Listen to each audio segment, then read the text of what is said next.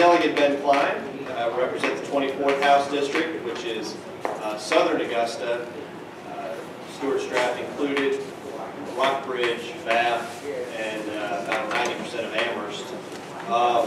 I guess as far as our legislative agendas go, have several bills in the works.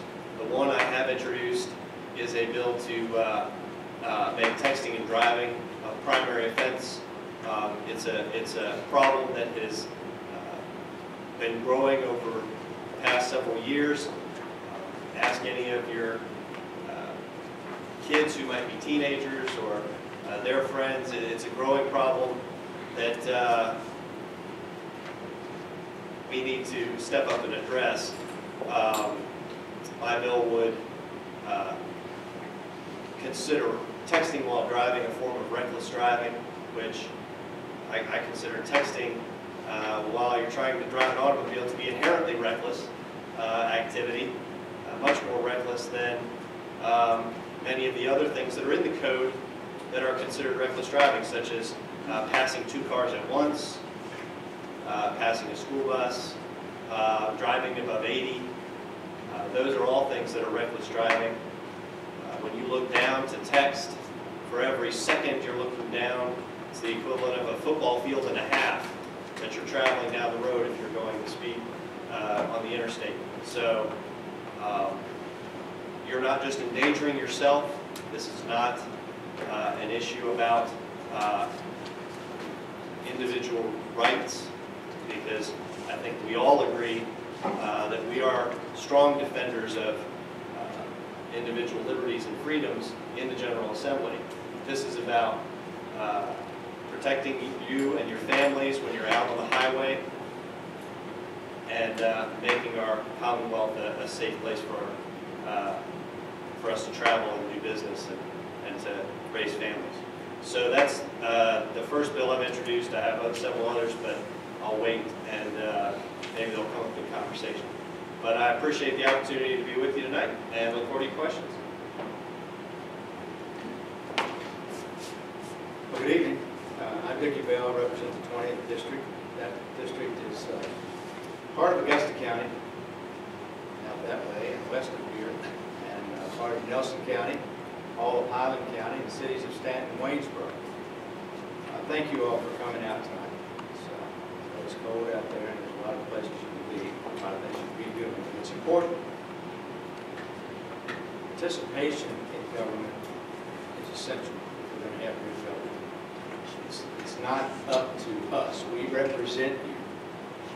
But it's your government. If you don't come to town hall meetings, if you don't express your satisfaction or your displeasure with us, whatever the case may be, then we don't know. So we rely on it, and we're glad to have you here tonight. I hope we will have a meaningful meeting. I hope there'll be some good discussion and some great questions. Last year we had a teacher contract bill that the governor asked me to carry. It was passed in the House, was defeated in the Senate. A very narrow vote. We're going to have that bill again, but it's much different than it was last year. And I've been asked to carry that again. Also filed a resolution to make the right to work part of the Virginia Constitution. I think it's important. We have a right to work law in this state. It's one of the things that's helped to make Virginia one of the best states to do business.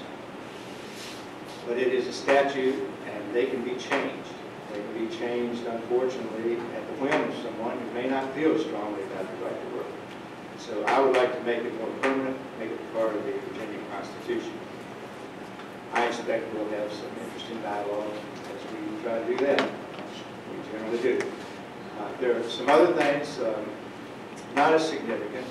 We have a bill limit in the House in the short session. We can only file 15 bills. I think that's plenty. We should have it all the time. The Senate does not have a bill limit, and so there will still be 3,000 bills for us to consider in the short session, the same as we do in the long session. So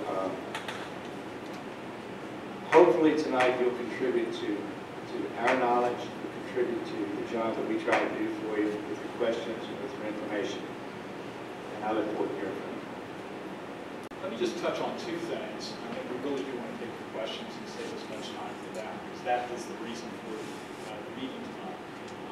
One, I've already pre-filed House Bill 1306. Bruce Richmond's already asked me about that through his wife this evening. Let me explain to you a little bit about why I filed that bill and how that came about. Actually, it's the second year I filed the bill. What it would do is set up a federal oversight commission. I have to say, I'm not a big fan of adding additional commissions or boards or whatever in state government. I've also been there long enough to know that sometimes when the system is not working, you have to do something to try to solve or to try to improve that system.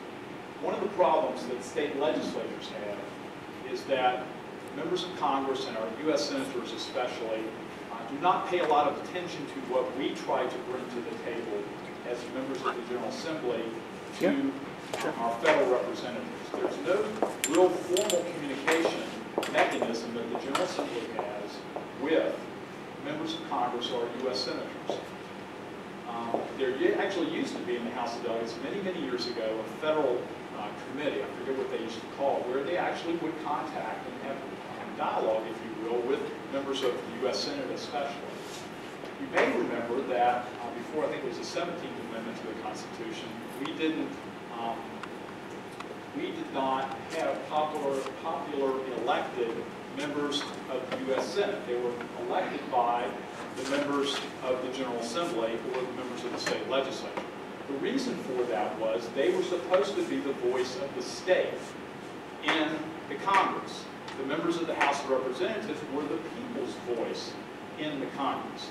Well, because of that popular election, and I don't think we can go back and probably change that at this point, there's never really been a formal communication process, again, since that committee, at least in the House of Delegates, was done away with so many years ago, probably back in the 40s or 50s, where there's that ongoing communication. So what I've developed is a commission that has members of the House and the State Senate that would formally be charged with representing the General Assembly and bringing federal issues that are of concern to the General Assembly and the state to our U.S. senators and to our members of Congress.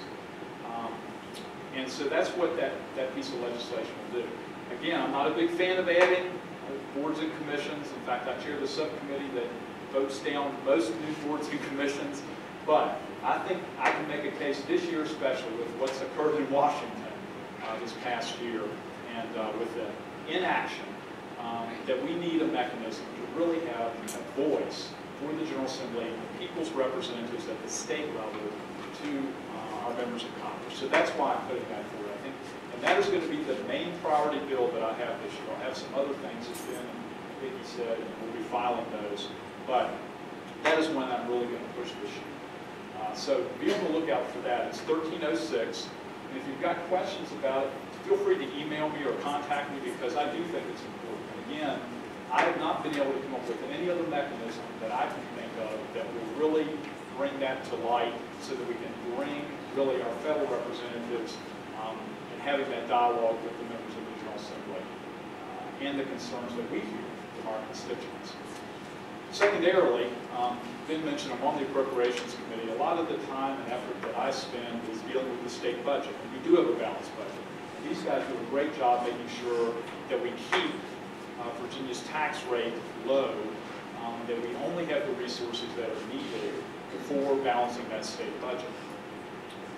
But we do try to do the best we can with the limited resources to make state government efficient. Now, is it totally efficient? I'd be the first to tell you that anybody that tells you it is being dishonest, because there are always ways for us to improve government, state government, local government, federal government, especially. But if you have ideas on efficiency and how to make our state government more efficient, let me know, because we like to hear those ideas. We like to try to put them in place if we can